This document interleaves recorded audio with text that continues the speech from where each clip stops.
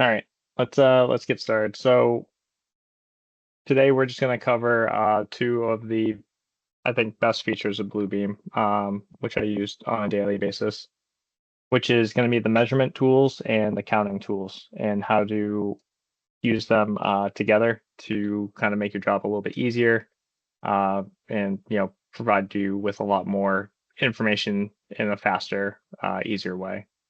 Just want to make sure that everyone can see my screen right now with the lighting plan up. Yes. You can see it? Yep. Okay, perfect. All right, so to begin, generally, you're gonna obviously start with a PDF that you are working on. If you guys have one right now, I would just open it so you can kind of follow along. I have one of our TGX project that we're doing, so I'm pretty familiar with it. Um, and what we're going to start with is just the measurement tool itself. So on the left side of the screen here, there should be a little tab that has a little ruler. That's the measurement tab. There's also underneath tools up here, the measure tab as well. And then if you don't see it, if you right click the little taskbar over here, there's a little window that says show. You can turn on and off different tools in Bluebeam. So to begin, make sure that the ruler is here. Generally, this is always there when you first get Bluebeam. When we first start, there's two things that you need to understand for measurement. One is it's based on a scale that you set for either the full drawing or for a viewport. And two, the different tools have different type of precisions and different types of workings on how they actually are used. So I'm going to find a drawing that has two different viewports. So at the beginning, if you're trying to use this tool, you're going to have to calibrate and tell Bluebeam what the scale is for the drawing or for each viewport. It doesn't understand what it is out of the box. So all you have to do when you first start is either hit calibrate, or as soon as you try to use one of the measurement tools, it's going to ask you to calibrate the actual tool itself. Once you hit calibrate, or once you use a measurement, it's going to ask you where you want to apply this measurement, either to the current page, to all pages, or to a custom range of pages. What preset scale you want. So generally, if your drawing already has a scale set for the viewport, you can choose out of this handy list of the most typical views. So right here, this one's 1/8. I'm going to select that one. And then your precision is the overall rounding that your measurements are going to have. If you're doing just basic takeoffs, you can use just 1 foot. These are in foot or whatever measurements you have here for your inches and feet, or all the way down to 1/32 for super precise. More or less, once you choose that, you're just going to hit apply scale. Oh, you need to choose actually the current page, and now it has set the scale for 1/8 for this entire drawing. However, obviously up here, these drawings up here have 1/4. So even if our scale is set here, these are going to give you the wrong measurements if you use the 1/8 scale in the drawing. So what we can do is add specific viewports by hitting the viewport tab with this little plus here and select a region. I can select this little area right here, and it's the same thing that as below. I can set what type of scale this is here and what precision I want for that viewport. You can also name it if you want. Power enlarged, so it matches and actually gives you more information about that, because that will come up here in the markup list as well, where the actual location is. So I'll add the 2 scales here. The different tools that you have up top, there are a few that mostly everyone here would use would be the overall distance and length. You have poly length, which is adding up multiple lengths together, area, and then you have a count tool. Mostly the one that you're going to use the most is the length scale. And this one is going to go over here. You want to see how far away this panel is from the wall. You're able to choose and measure, and it gives you the overall measurement between the two walls and the panel. It's pretty straightforward. It will give you any measurement that you are looking for. Additionally, if you're looking to see an angle, let's say you want to see what the angle is of this room, you can use the angle tool here. I believe it's measured to the point, and it'll tell you the overall angle of that wall, or let's say conduit. So you don't have to go through and try to figure it out yourself. You can also round this if you want by clicking anytime into here and then choosing the overall precision. And it will get even more precise the more you need to. Any questions on just general measurements and angles? Pretty straightforward for that. What was the point of the viewports? Yep. So if we went from this full floor plan here, Lucas, this one's at 1/8 scale versus this is 1/4. You're able to take measurements in that specific area, and it will stick to that that measurement. So if I measured this wall right here, this is where that little viewport is. It's 10'7" here. If I didn't have this viewport here, delete that. I measured again here.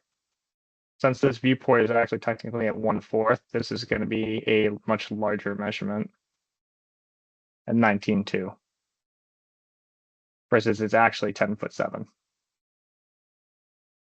So by Gotcha. having the viewport there, this allows you to make sure that your measurements are actually the correct scale for those individual viewports.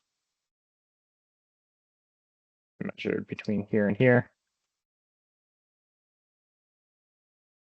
Ooh, interesting. Oh, that's because it's a CAD file on that one, not Revit. But as you can see, it's much closer to the actual measurement on that scale.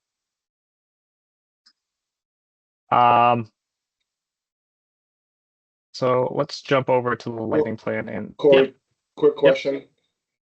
You started out, and maybe I didn't hear it, when you're setting your custom scale, yep, okay?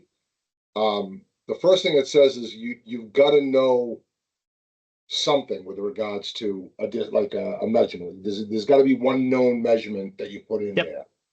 So what yeah, if what if you get a set of drawings that you've never been on site, you don't know whether the doorway's 3 feet or 30 inches? You know what I true. mean? How do you figure out that one measurement Yeah, to get yeah, started? good question. So the way that I typically do it is one, most doorways are 3 feet, but that's kind of secondary. Generally, every single drawing or site that you'll have, or drawing set, has an architectural plan or a structural plan that tells you the distance between grids. Gotcha. And generally, that's what I would use is that, let's say that there's an architectural plan that will tell you the dimension between two grids. I know that between grids 1 and 2, if I hit calibrate, I can click here and there. It's going to ask me how far that distance is. And let's just say that's 20 feet. Gotcha. Hit apply scale. Now you are set to that scale here. Okay. And it will give you a better overall. It's more reliable than trying to measure a door and making, and that door is not actually 3 feet. Gotcha. But most of the time, all your plans will have that, overall scale somewhere in here. If not, that's a good backup is checking between the two grids, or at least two known grids. Gotcha. So let's go over to, the lighting plan. This is going to be used for the polyline tool. This can be used for multiple different types of uses. Generally, I'm assuming most foremen and leads are going to use this for panel layouts and feeder layouts, but I'm going to go over poly length in a little bit of detail. So first one is obviously make sure you calibrate your drawing to a preset or to your scale. So we're going to start with 1/8, and I'm just going to set precision as 1 right now. Poly length is a tool that allows you to measure an entire distance of line while also measuring individual segments of the line. So as you can see right now on the right hand side, it's 142. and 35.9 is my current line that I'm doing right now. At the bottom, it's actually telling you your overall angle of the line as well. And at the end of it, it gives you a nice little readout of how far that line is and how each individual segment is going to be. So what you can additionally do is Bluebeam is good at giving you just basic info, but if you feel a little bit more information, it will help you organize that data. So let's say we wanted to figure out how much MC we needed for this little run right here. I'm going to do poly length. And before I even start, I can choose a couple of different features here to make it look a little bit different, along with, if I wanted to do dash line, different line, you can change how this actually looks in the field or how you want to display it. So specifically, if this circuit is 2, we're going to just use it as, what is it? I think it's brown, right? And then I'm going to do as the circuit L for 20-2. Give it a label, and then what I'm going to do is I'm going to just start jumping out my circuit. If you hold the shift key while you're doing this, it will keep it in a directional or orthographic type of production as a 45 or a 90. If you let it let go of the shift key, it will just be a loose measurement. But I'm going to jump to every single one of my A-type fixtures. Just I'll go all the way down here.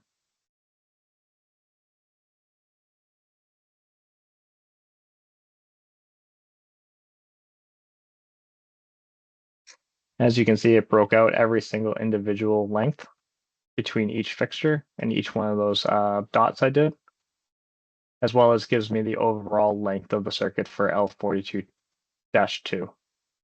And if you open up down below here, it gives you the overall lengths and keeps a tally of all your markups here. The label that you also created is also a label here as well that you can filter and search. So all these markups can be searchable by just looking up L4220, and it will pull this up here. So again, the more information you put into your measurements and your tools here, the better it is to become usable in the future. Additionally, you can set up layers, but that's a whole different tutorial. So I'm just going to stick with measurements. Yep. I'm assuming that to get each fixture, you're clicking at the fixture and then you hit return and that ends your measurement. Yeah, so sorry about that. You would click once, left click once, and then left click at every single fixture. And then you would just hit enter key for it to end.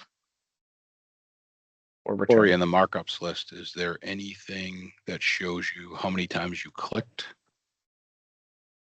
Let's check. Oh, that's a great question. You can also double click to end your poly measurement. Yep. So let's see here.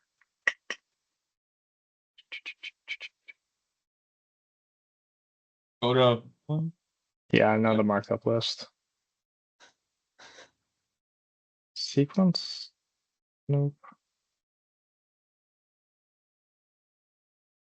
If you hit count by any chance? Where was count? Nope. Oop. Unit, feet. I will look that up for you because I think there's definitely would be some sort of breakdown of it. It also might be like the grouping that you do as well. But I'll find an answer for that, Chris. Okay, thanks. Because that would be very helpful for sure. Additionally, with the polylength tool, you can do perimeter, but you always want to use just the polylength itself. And again, you can use this for feeders. I always recommend putting the label in here, as well as when you do your markup.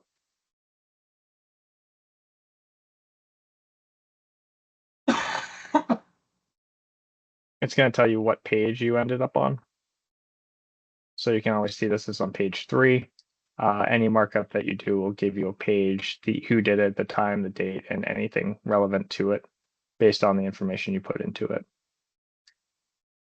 If you want to change how this kind of looks for the the numbering and the status as well, you can turn on the show caption, and it'll just turn off the overall header at the end there.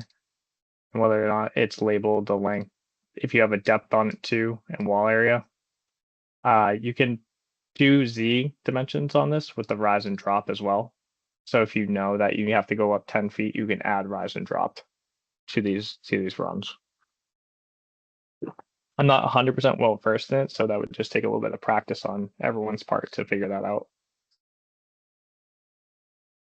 All right, so that's general measurements with the measurement tool. Counting is very much similar to that. Is you can put a label on individual things. So if I wanted to, make this as type A light or whatever it is, I type A here and put in this measurement. Every single one of these was going to have an A label or a check mark. And I can see that this would be like my L or A type fixture. On page 3, I have 7 of them. So if I went over to another page, I did another count of the A type fixtures. Little a.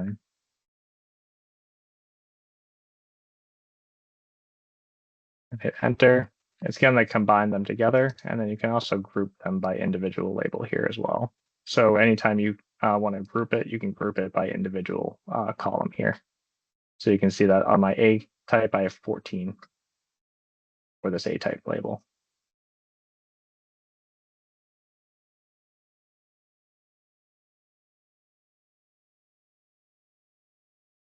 You can do it individually by counting out one of those measurements and doing it manually, but the fastest way to do it is to actually use a search tool or the apply all search.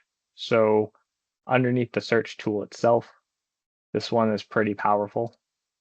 So the search tool can either search by text or it can search by image. So if you search by text first and you just did the letter A, that's probably not going to come up with a lot of stuff because there's a lot of A's in here.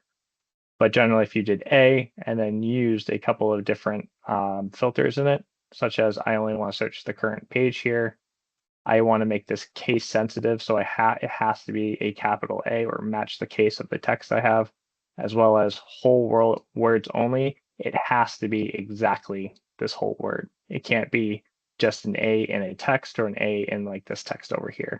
So it's gonna pick up, at least for this A, if there's an A in this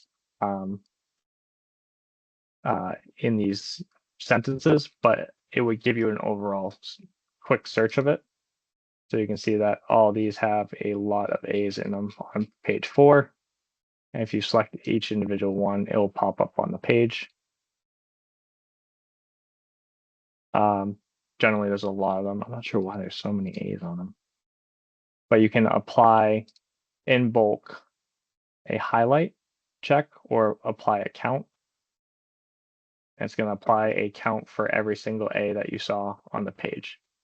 As you can see, it matched all the A's for most of the lights, as well as some of the A's for the zoning.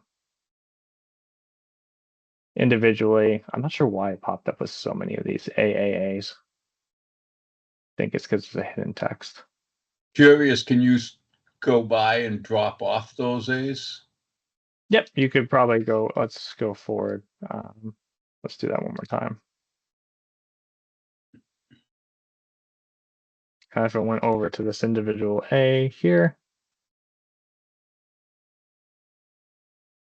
if you right click the tool, as you can see, it highlight all the check marks because this is one group.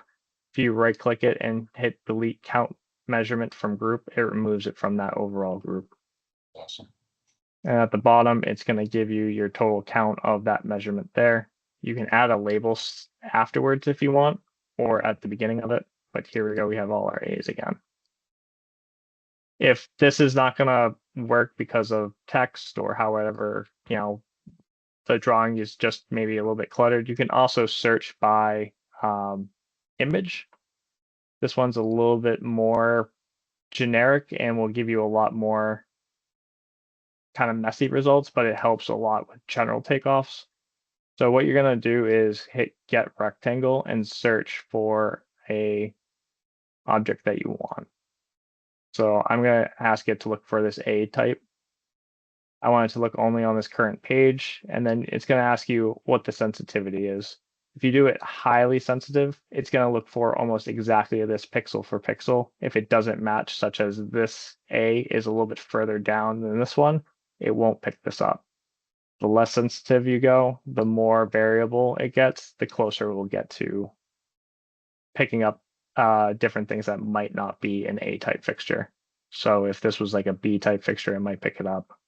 So it's a little bit of testing for this one, but you can also search for fine detail, filter by color. So if some of the stuff is already colored, search markups, you can turn this off as well because it will search markups. And when you hit search, it's going to do a little bit of a preview for you, and you can see it picked up a pretty good amount of just the A-type fixtures. And again, I can go through and add a measurement by checking them all, or I can check individual ones and add them to my list, and then select, apply, or highlight the checked ones. I'm going to apply a measurement, just that box. I'm actually going to apply measurement of the box one again. So you can see it picked up all the regular A's, but it didn't pick up any of the emergency A types. But it also missed that one right there. It will get you a majority of the way there, but you do have to go back and kind of double check your work on this one. And again, it always gives you a count at the bottom of how many you did. Any questions on that search one?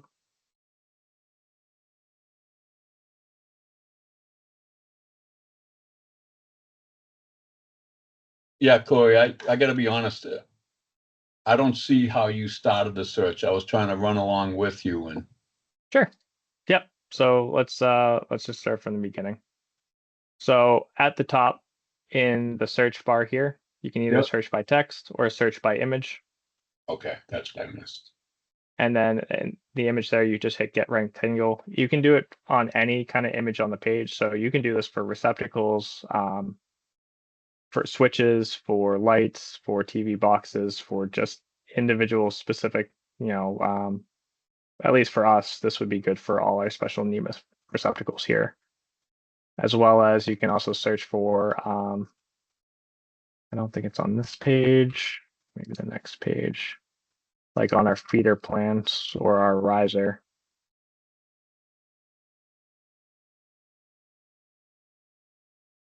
You can search for individual tags. So if I wanted to get this rectangle here of just a 6x4, search.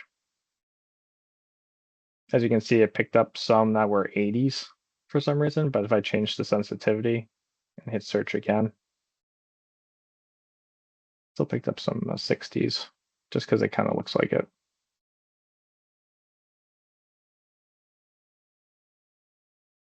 Yeah, that's awesome. Thank you. Corey. Yep. What easiest way to figure out the counts on the segment is after you do it, you can split the segments and then total it in the markup list. Gotcha.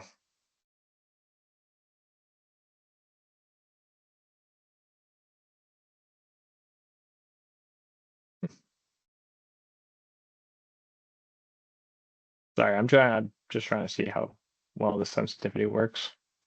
Yeah, it's very finicky. For this individual page, it might work a little bit better if you just use text search for 60x4.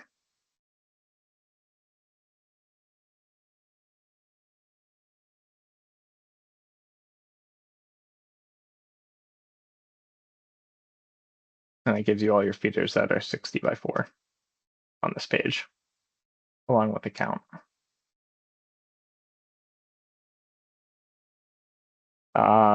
How was that, Dave? So if you do another poly measurement,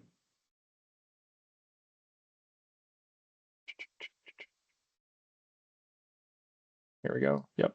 and then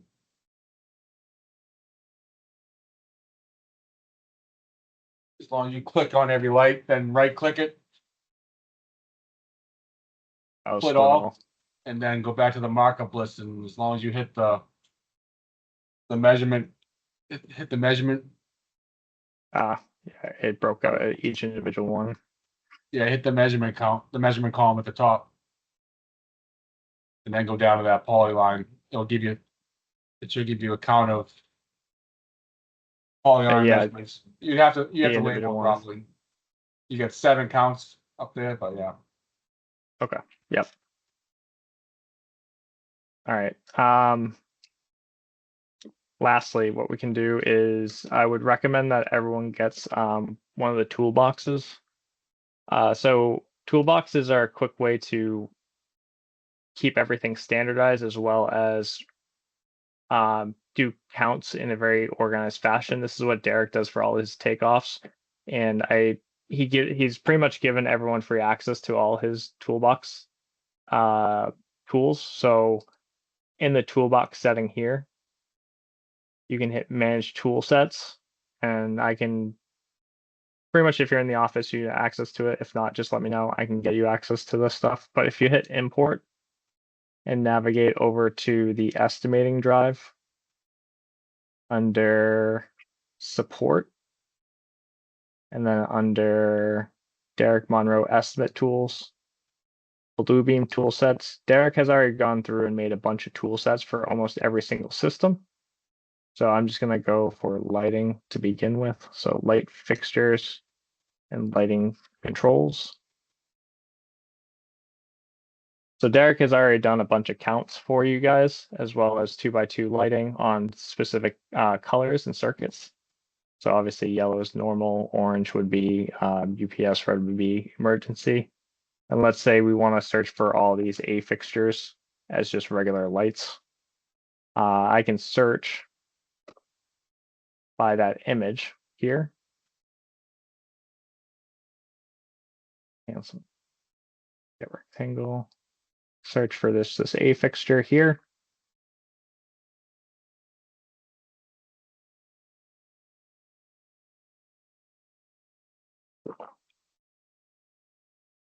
And when I go to check all this objects, instead of applying just a measurement count, it's going to bring up all your toolbox chest tools here.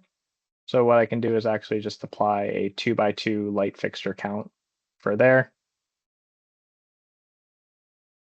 And it's given me all my highlights for the 2x2, 153 of them. And I'm going to label these A. Again, you can see it missed some of them, but it's much easier to go back to your toolbox and just choose that 2x2 and add it back to the count here. I think you can right click on them too, Corey. Oh, and add to the group. Resume count. Yep, let's go back and delete some of those. Right click, resume count. Thanks, Dave. Forgot. And this adds it to that total as well.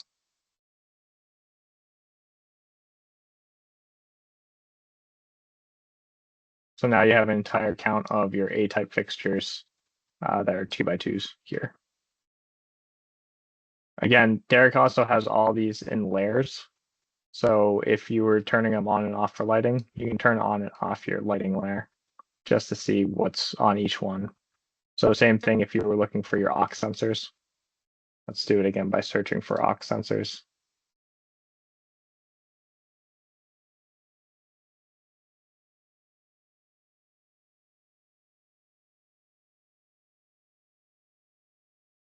Just 3. Turn down the sensitivity a bit, retry.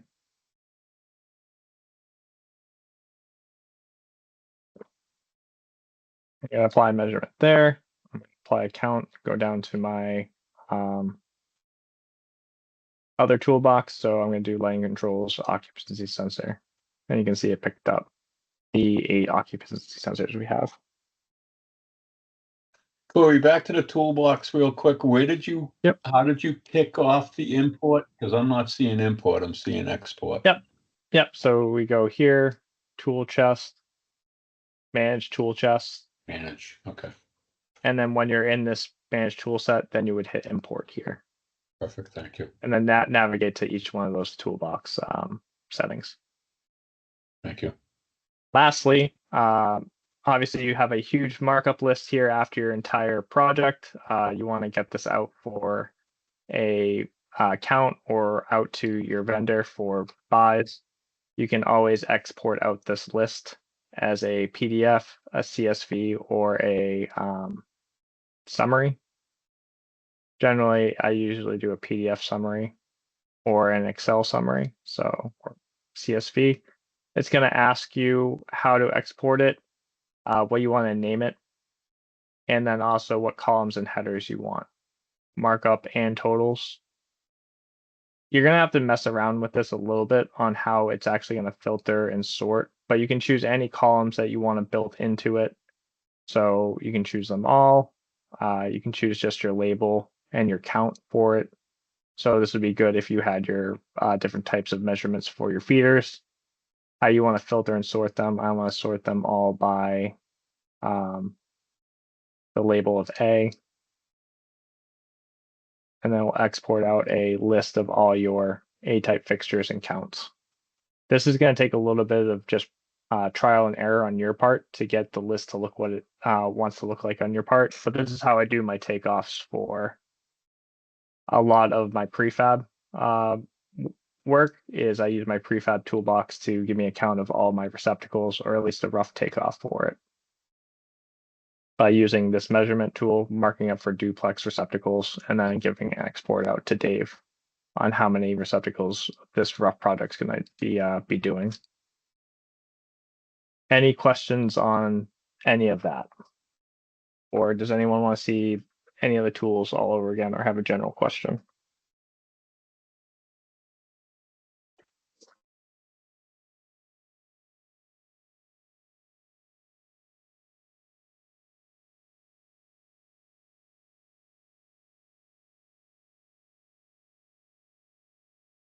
All right, I'll take silence as you guys are all set. So if you guys want any more help on it or want to go over a specific example, just email me. We can jump on a quick call and go over a specific example for you. But thanks for joining.